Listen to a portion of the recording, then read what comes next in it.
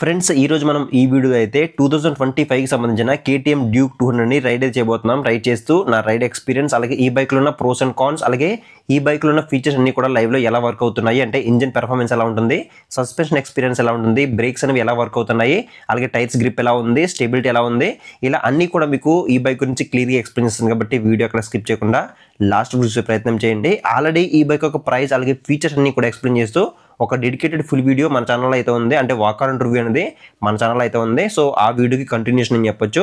So ఈ bike ఒక walk around review shoot చేసిన తర్వాత నేను ఈ బైక్ని చాలాసేపు అయితే రైడ్ చేశాను. అప్రాక్సిమేట్లీ ఒక 25-30 కిలోమీటర్స్ వరకు రైడ్ చేశాను. నాకు ఇనీషియల్గా మీకు ఏమనిపించిందో ఎక్స్ప్లెయిన్ చేసే ప్రయత్నం చేస్తాను. So first of all bike మీద ఎక్కువ కూర్చోకనే నాకు కాంపాక్ట్గా అనిపించింది. సో హ్యాండిల్ బార్ కంఫర్ట్ అయితే మాత్రం నెక్స్ట్ లెవెల్ అయితే ఉందని చెప్పొచ్చు. సో ఈ బైక్ ఒక కెర్బ్ వెయిట్ అనేది 159 kgs వెయిట్ అయితే ఉంటుంది. సో అంత వెయిట్ ఉన్నప్పటికీ కూడా ఎక్కడ కూడా నాకు వెయిట్ అనే ఫీలింగ్ అయితే అనిపించలేదు. సో చాలా కాంపాక్ట్గా, చాలా రిలాక్సింగ్ అయితే ఉంది. దీని యొక్క సిట్టింగ్ పొజిషన్ కానీ, హ్యాండిల్ బార్ కంఫర్ట్ కానీ నెక్స్ట్ లెవెల్ అయితే ఉంది. సో ఇదైతే నాకు ఫస్ట్ ఆఫ్ ఆల్ చాలా బాగా అయితే నచ్చింది. అలాగే నెక్స్ట్ దీని యొక్క సీట్ కంఫర్ట్ గురించి మాట్లాడుకుంటే దీంట్లో స్ప్లిట్ సీట్ అనేది ప్రొవైడ్ చేస్తున్నారు. సీట్ యొక్క కుషనింగ్ అనేది మరి అంత సాఫ్ట్గా లేకుండా, మరి అంత హార్డ్గా లేకుండా మనకి మీడియంగా అయితే ఉందని చెప్పొచ్చు. సో దీంట్లో మనకి స్ప్లిట్ సీట్ అనేది ప్రొవైడ్ చేస్తారు కాబట్టి ఎవరైతే యూత్, ఎవరైతే కాలేజ్ స్టూడెంట్స్ ఉన్నారో వాళ్ళకి మాత్రమే ఈ KTM డ్యూక్ 200 అనేది రికమెండ్ చేస్తాను. కానీ ఎవరైతే ఫ్యామిలీ పర్పస్లో తీసుకోవాలని చూస్తున్నారో వాళ్ళైతే మాత్రం ఒకసారి షోరూమ్కి వెళ్ళి మీకు నచ్చితే తీసుకోండి, లేకపోతే లేదు. అండ్ నెక్స్ట్ దీని యొక్క గ్రౌండ్ క్లియరెన్స్ కూడా మనకు దీంట్లో 155 mm అనేది ప్రొవైడ్ చేస్తున్నారు. సో ఇది ఒకటే నాకు మైనస్ అయితే అనిపించింది. దీంట్లో మనకి 160 mm కన్నా అబౌవ్ ఇచ్చుంటే బాగుండేది. బట్ ఏంటంటే 155 mm ప్రొవైడ్ చేశారు కాబట్టి మీరు హెవీ స్పీడ్ బ్రేకర్స్ దగ్గర కానీ, ఇదంటే మీరు ఆఫ్ రోడింగ్ ఇచ్చినప్పుడు కానీ కొంచెం చూసుకుని వెళ్తే బెటర్ అనేది నా ఒపీనియన్. ఇక ఈ బైక్లో మనం మేజర్గా మాట్లాడుకోవాల్సింది ఇంజిన్ యొక్క పెర్ఫార్మెన్స్ గురించి మాట్లాడుకోవాలి. ఎందుకంటే ఇది పెర్ఫార్మెన్స్ ఓరియంటెడ్ బైక్ అని చెప్పొచ్చు. 199.5 cc liquid cool engine provide చేస్తున్నారు. అది కూడా మనకు దీంట్లో DOS ఇంజిన్ అనేది ప్రొవైడ్ చేస్తున్నారు. సో జనరల్గా మనకి ఏంటంటే 200cc సెగ్మెంట్ అండ్ బిలోలో కనుక చూసుకుంటే SOS ఇంజిన్స్ అనేవి ప్రొవైడ్ చేస్తారు. SOS ఇంజిన్ అంటే సింగిల్ ఓవర్ హెడ్ క్యామ్ షాఫ్ట్తో మనకి ఇంజిన్ అనేది డిజైన్ చేస్తారు. సో DOS ఇంజిన్ అంటే double over head cam shaft అయితే ఉంటుంది. సో సింపుల్గా చెప్పుకోవాలంటే మనకి SOS ఇంజిన్తో కంపేర్ చేసుకుంటే DOS ఇంజిన్లో మనకి పెర్ఫార్మెన్స్ అనేది నెక్స్ట్ లెవెల్ అయితే ఉంటుంది. అలాగే SOS ఇంజిన్తో కంపేర్ చేసుకుంటే DOS ఇంజిన్స్ అనేవి మోర్ ఫ్యూల్ ఎఫిషియన్సీగా వర్క్ అవుతాయి, అలాగే మోర్ పెర్ఫార్మెన్స్ అయితే మనకి ప్రొడ్యూస్ చేస్తుందని చెప్పొచ్చు. అలాగే కాస్ట్ కూడా మనకి DOS ఇంజిన్స్ అనేవి కొంచెం ఎక్కువ అయితే ఉంటాయి. అందుకే NS200తో కంపేర్ చేసుకుంటే KTM డ్యూక్ 200 అనేది కొంచెం ప్రైస్ ఎక్కువ అయితే ఉంటుంది. అలాగే NS200తో కంపేర్ చేసుకుంటే మనకి ఇంకా చాలా వరకు ఫీచర్స్ అనేవి దీంట్లో మనకి ఇంకా ఎక్కువగానే ఉంటాయని చెప్పొచ్చు. వాటి గురించి కూడా మనం ఫర్దర్గా అయితే మాట్లాడుకుందాము.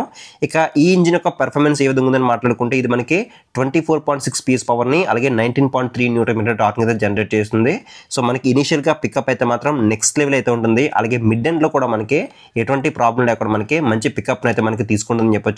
ఇక టాప్ ఎండ్లో మాట్లాడుకుంటే మాత్రం నెక్స్ట్ లెవెల్ మీరు పెర్ఫార్మెన్స్ మీరు దీంట్లో అయితే నోటీస్ చేస్తారో. సో పెర్ఫార్మెన్స్ బీస్ట్గా మనం ఈ KTM డ్యూక్ 200 అయితే చెప్పుకోవచ్చు. అలాగే మనం ఎంత టాప్ స్పీడ్ రైడ్ చేసినా కూడా మనకి ఎటువంటి వైబ్రేషన్స్ అయితే నేనైతే నోటీస్ చేయలేదు. లిటిల్ బిట్ అయితే ఉన్నాయి, బట్ మరి అంతా చెప్పుకోదగ్గ వైబ్రేషన్స్ అయితే ఏమీ లేవని చెప్పొచ్చు. అలాగే మనం ఎంత టాప్ స్పీడ్ రైడ్ చేసినా కూడా మనకి ఎక్కడ కూడా ఎటువంటి హీటింగ్ ఇష్యూస్ కూడా నేనైతే నోటీస్ చేయలేదు. సో లిటిల్ బిట్ హీట్ అవుతుంది, బట్ ఏంటంటే దీంట్లో లిక్విడ్ కూల్ ఇంజిన్ ప్రొవైడ్ చేశారు కాబట్టి సో అది పెద్ద మ్యాటర్ అయితే కాదనమాట. సో లిక్విడ్ కూల్ ఇంజిన్ ఉండడం వల్ల ఇది కూడా ఒక ప్లస్ పాయింట్ అని చెప్పొచ్చు. అలాగే నెక్స్ట్ దీనికి ట్రాన్స్మిషన్ ఎలా వర్క్ అవుతుందని మాట్లాడుకుంటే దీంట్లో 6 స్పీడ్ గేర్ బాక్స్ అనేది ప్రొవైడ్ చేస్తున్నారు. మరి అంత సాఫ్ట్గా లేదు, అలాగే మరింత హార్డ్గా లేకుండా మనకి నార్మల్గా అయితే ఉంది గేర్ బాక్స్ అనేది. అలాగే నెక్స్ట్ దీని యొక్క బ్రేక్స్ అనేవి ఎలా వర్క్ అవుతున్నాయని మాట్లాడుకుంటే, అంటే బ్రేకింగ్ యాక్యురెన్స్ అనేది ఏ విధంగా ఉంది అని మాట్లాడుకుంటే ఫ్రంట్ సెక్షన్లో 300 mm డిస్క్ బ్రేక్ అనేది ప్రొవైడ్ చేస్తే బ్యాక్ సెక్షన్లో 230 mm డిస్క్ బ్రేక్ అనేది ప్రొవైడ్ చేస్తున్నారు. డ్యూయల్ ఛానల్ ABSకి ఈ బైక్ సపోర్ట్ చేస్తుంది కాబట్టి సేఫ్టీ పరంగా ఇది ఒక మంచి ఫీచర్ అని చెప్పొచ్చు. అలాగే ఇంకా దీంట్లో సూపర్ మోటో ABS కూడా మనకి ఆప్షన్ అనేది అవైలబుల్గా తీసుకొచ్చారు. అంటే సూపర్ మోటో ABS అంటే బ్యాక్ సైడ్ ABS అనేది కావాలనుకుంటే మనం ఆఫ్ చేసుకోవచ్చు. అండ్ ఒకవేళ మీరు రోడ్ మోడ్లో డ్రైవ్ చేస్తే కనుక మనకి డ్యూయల్ ABS అనేది వర్కౌట్ అని జరుగుతుంది. సో బ్రేకింగ్ యాక్యురెన్స్ అయితే మాత్రం నెక్స్ట్ లెవెల్ అయితే ఉంది. చాలా ప్రాపర్గా మనకి బ్రేక్స్ అనేవి ఎంగేజ్ అవుతున్నాయని చెప్పొచ్చు. సో బ్యాక్ సైడ్ డిస్క్ అయితే మనకి కొంచెం లిటిల్ బిట్ ల్యాగ్ అయితే ఉంది, బట్ ఫ్రంట్ సైడ్ బ్రేక్ అయితే మాత్రం చాలా యాక్యురేట్గా మనకి చాలా ప్రాపర్గా ఎంగేజ్ అయితే అవుతుందని చెప్పొచ్చు. సో దీంట్లో మనకి బైబ్రిక్ క్యాలిపర్స్ అనేవి యూస్ చేశారు. సో దానివల్ల మనకి ఆ బ్రేకింగ్ బైట్ అయితే మాత్రం నెక్స్ట్ లెవెల్ అయితే ఉంటుంది. సో బ్రేకింగ్ డిపార్ట్మెంట్లో మనకి ఎటువంటి ఇష్యూస్ అయితే లేవు, బట్ బ్యాక్ సైడ్ మాత్రం ముందుగా చెప్పుకున్నట్టు కొంచెం లిటిల్ బిట్ ల్యాగ్ అయితే ఉంటుంది. అండ్ నెక్స్ట్ దీని యొక్క సస్పెన్షన్ ఎక్స్పీరియన్స్ ఏ విధంగా ఉంది అని మాట్లాడుకుంటే ఫ్రంట్ సెక్షన్లో 43mm యూఎస్డి ఫోక్స్ అనేది ఆఫర్ చేస్తున్నారు.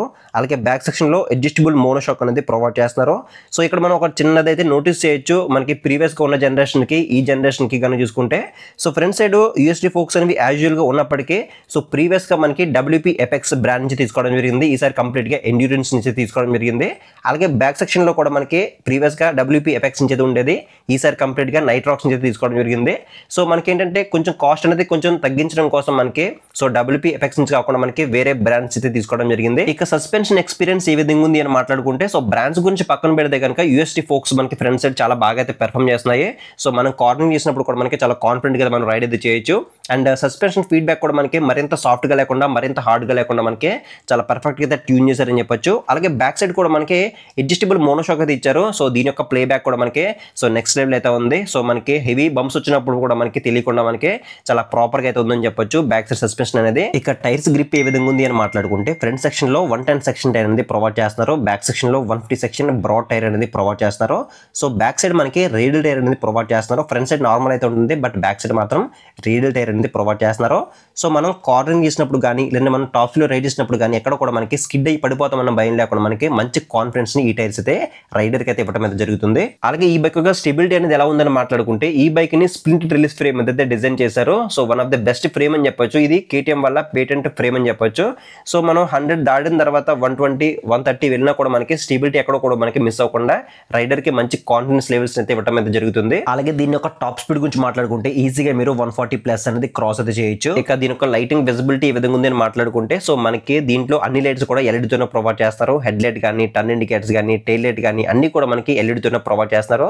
సో నైట్ టైం విజిబిలిటీ కూడా మనకి బాగా అయితే ఉంటుంది, ఎటువంటి ప్రాబ్లం అయితే లేదు. అలాగే నెక్స్ట్ దీని యొక్క కన్సోల్ యొక్క విజిబిలిటీ అనేది ఏ విధంగా ఉంది అని మాట్లాడుకుంటే దీంట్లో 5 ఇంచెస్ TFT కలర్ కన్సోల్ అనేది ప్రొవైడ్ చేస్తున్నారు. సో కన్సోల్ యొక్క విజిబిలిటీ కూడా మనకి టూ గుడ్ అయితే ఉంది, ఎటువంటి ప్రాబ్లం అయితే లేదు. డే టైంలో కానీ నైట్ టైంలో కానీ మనకి ఎటువంటి ప్రాబ్లం లేకుండా మనకి చాలా క్లియర్ విజిబిలిటీ అయితే ఉందని చెప్పొచ్చు. సో ఇంకా చెప్పాలంటే దీని యొక్క ఇన్ యానిమేషన్ అయితే మాత్రం నెక్స్ట్ లెవెల్ అయితే ఉంటుంది రైడ్ చేసేటప్పుడు. సో ఆ టాకోమీటర్ చూడొచ్చు, మనకి రెడ్ కలర్ లో మనకి చాలా యూనిక్ అయితే కనిపిస్తుంది అనమాట. సో మన నరాల్లోకి బ్లడ్ వెళ్తే ఎలా ఉంటుందో సేమ్ ఆ టైప్ ఆఫ్ లో మనకి రేవ్ చేసినప్పుడు మనకి ఆ విధంగా అయితే కనిపించడం జరుగుతుంది. అండ్ ఇంకా చెప్పాలంటే మనం 6500 RPM దాటిన తర్వాత మనకి కన్సోల్ మొత్తం కూడా మనకి రెడ్ కలర్ లో రావడం జరుగుతుంది. అలా రెడ్ కలర్ లోకి మారినప్పుడు ఆ విజువల్ ఎక్స్పీరియన్స్ అనేది మనకి ఇంకా రైడ్ చేసినప్పుడు నెక్స్ట్ లెవెల్ ఎక్స్పీరియన్స్ అయితే మనకి ఈ కన్సోల్ అయితే ఆఫర్ చేస్తుందని చెప్పొచ్చు. ఇక ఫైనల్ వర్డిక్ట్ పాయింట్ గురించి మాట్లాడుకుంటే ఈ బైక్ అనేది అప్రాక్సిమేట్లీ 2,50,000 బడ్జెట్ లో రావడం జరుగుతుంది. సో ప్రైస్ అనేది అప్రాక్సిమేట్లీ చెప్తున్నాను, ఎగ్జాక్ట్ ప్రైస్ కావాలంటే ఇక్కడ స్క్రీన్ మీద కనిపించే నెంబర్స్ అయితే కాల్ చేయండి. సో ఇక ఫైనల్ గా ఈ బైక్ ఎవరు తీసుకుంటే బాగుంటుందని మాట్లాడుకుంటే కనుక సో ఎవరైతే అన్ని కూడా ప్రీమియం గా కావాలి, నాకు కాంప్రమైజ్ అనే వర్డ్ ఇష్టం ఉండదు అని ఎవరైతే అనుకుంటారో వాళ్ళు ఖచ్చితంగా ఈ KTM Duke 200 అయితే తీసుకోవచ్చు. సో ఎందుకంటే అన్ని డిపార్ట్మెంట్ లో కూడా మనకి ఇది బెస్ట్ అయితే ఇవ్వడం జరుగుతుంది మిగిలిన కాంపిటేటివ్ బైక్స్ తో కంపేర్ చేసుకుంటే. సో బ్రేకింగ్ డిపార్ట్మెంట్ లో కానీ, సస్పెన్షన్ డిపార్ట్మెంట్ లో కానీ, టైర్స్ డిపార్ట్మెంట్ లో కానీ, ఇంజిన్ డిపార్ట్మెంట్ లో కానీ, సో అలాగే కన్సోల్ ఫీచర్స్ డిపార్ట్మెంట్ లో కానీ ఇలా మనకి అన్ని డిపార్ట్మెంట్ లో కూడా ఎక్కడ కూడా కాంప్రమైజ్ అవ్వకుండా మనకి ఈ KTM Duke 200 అయితే డిజైన్ అయితే చేశారని చెప్పొచ్చు. సో కాబట్టి కాంప్రమైజ్ అనే వర్డ్ ఎవరైతే ఇష్టపడరో వాళ్ళు ఖచ్చితంగా ఈ బైక్ అనేది కన్సిడర్ చేయొచ్చు. సో ఇది ఫ్రెండ్స్ మొత్తానికి అయితే 2025 సంబంధించిన KTM Duke 200 యొక్క కంప్లీట్ నా రైడ్ రివ్యూ అలాగే ఈ బైక్ లో ఉన్న ప్రోస్ అండ్ కాన్స్ కంప్లీట్ గా మీకు ఎక్స్ప్లెయిన్ చేసిన అనుకుంటున్నాను. సో మీకు ఇంకేదైనా డౌట్ ఉంటే కనుక కింద కామెంట్ సెక్షన్ అయితే కామెంట్ చేయండి. అలాగే ఎవరైనా ఈ బైక్ యూస్ చేసి ఉండి లాంగ్ టర్మ్ రివ్యూ ఇవ్వాలనుకుంటే కనుక సో నాకు ఇన్స్టాగ్రామ్ లో మెసేజ్ చేయండి. నా ఇన్స్టాగ్రామ్ ఐడి ఇక్కడ స్క్రీన్ మీద ప్రొవైడ్ చేస్తాను. ఫర్దర్ డీటెయిల్స్ మీతో అయితే మాట్లాడతాను నేను. సో ఇది ఫ్రెండ్స్ మొత్తానికి అయితే ఇవాళ వీడియోలో నా ఇన్ఫర్మేషన్ మీకు వర్తి అనిపిస్తే ఖచ్చితంగా వీడియోని లైక్ చేయండి. అలాగే ఛానల్ ని సబ్స్క్రైబ్ చేసి సపోర్ట్ చేసినట్లయితే ఇలాంటి రైడ్ వీడియోస్ అలాగే వాక్ అరౌండ్ రివ్యూ వీడియోస్ అనేవి ఇంకా చేయడానికి అవకాశం ఉంటుంది. కాబట్టి సో ఖచ్చితంగా ఛానల్ అయితే సబ్స్క్రైబ్ సపోర్ట్ చేస్తారని ఆశిస్తూ నెక్స్ట్ వీడియో మీకు ఏ బైక్ రివ్యూ కావాలో కూడా కింద కామెంట్ సెక్షన్ అయితే కామెంట్ చేయండి. సో నెక్స్ట్ వీడియోలో మళ్ళీ కలుద్దాం.